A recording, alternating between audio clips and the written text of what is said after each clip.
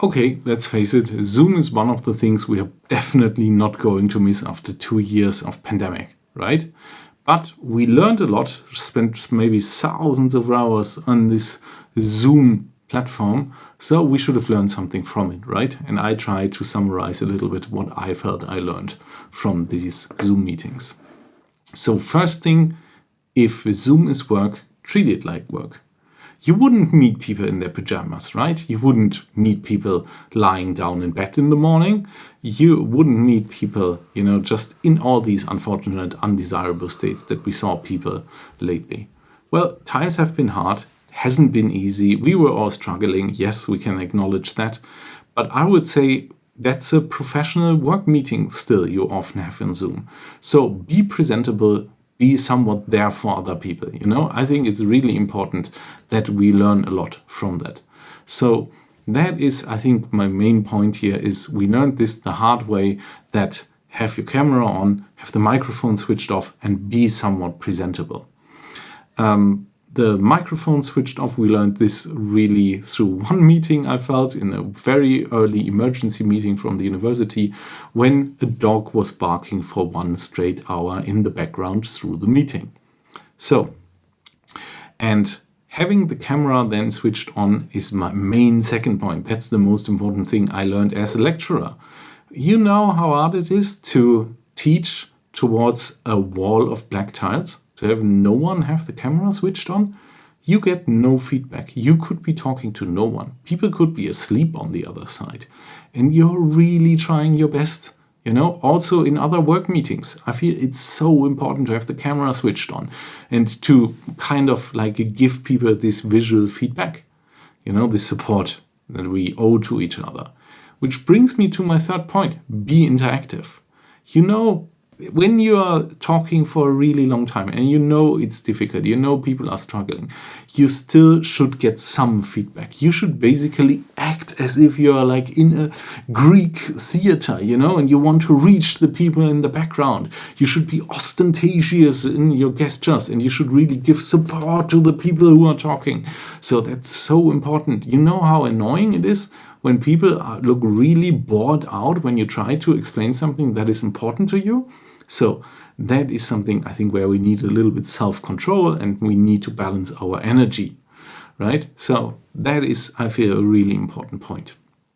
The next thing is have a consistent background, at least try to. This blurry background is really confusing me. And if people have all these like digital things, it looks kind of nice-ish, but it always does something with their head that is a little bit like subconsciously confusing. So the offices of people also make a statement about them. So why not make the Zoom background a statement, right? Why not have certain things that you can pinpoint to and where people can kind of like understand, this is what he is like talking about, So you get a feel for the person, like books in the background or something. They say something about your colleagues. So you can compose really something and try to like make it a decent statement, And that is, I think, is really important. Also, the camera setup, a little goes a long way there, right? You can already, for quite a budget, have a like decent camera and a good microphone, and I think that's helpful for people. So, and the next thing then is be punctual. It's the new thing, being late on Zoom. People are late all the time.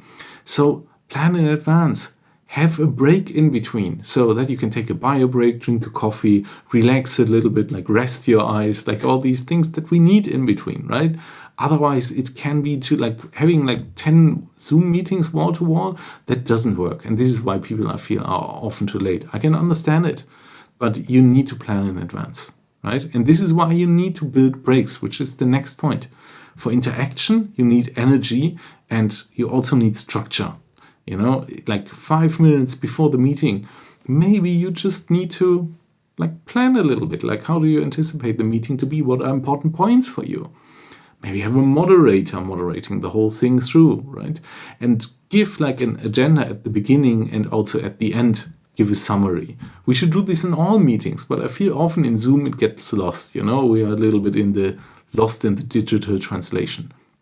And that brings me to the next point. You should really acknowledge the limitations. Zoom is not perfect. It's not like meeting someone in person, people can do all sorts of weird things, in Zoom. And sometimes it seems as if they feel they are not being watched. So you should be a little bit careful, You should be a little bit acknowledge, yes, we are in Zoom and I know this is less than perfect, but then still be receptive. I mean, imagine this whole pandemic would have happened in the 80s. We would have had some telephone conferences, but that would have been it. I guess we all would have gotten corona. End of story. Right? And that brings me to the last point. The best Zoom meeting is the one you never had. Why not telephone? If it's just two people, make it a telephone call. Maybe take a walk outside. Do something else. It's great that we can span the globe now, that we can meet all sorts of people through different time zones. Also an interesting thing. But I would say the important point is to alternate between Zoom meetings and other meetings and your other work as well. If you go through Zoom the whole day, that's not helpful. That's a real bummer. So we couldn't evade it lately, but I feel in the future we should alternate. So to summarize, taken together, be formal, receptive, interactive, consistent, punctual, balanced, compassionate, but critical.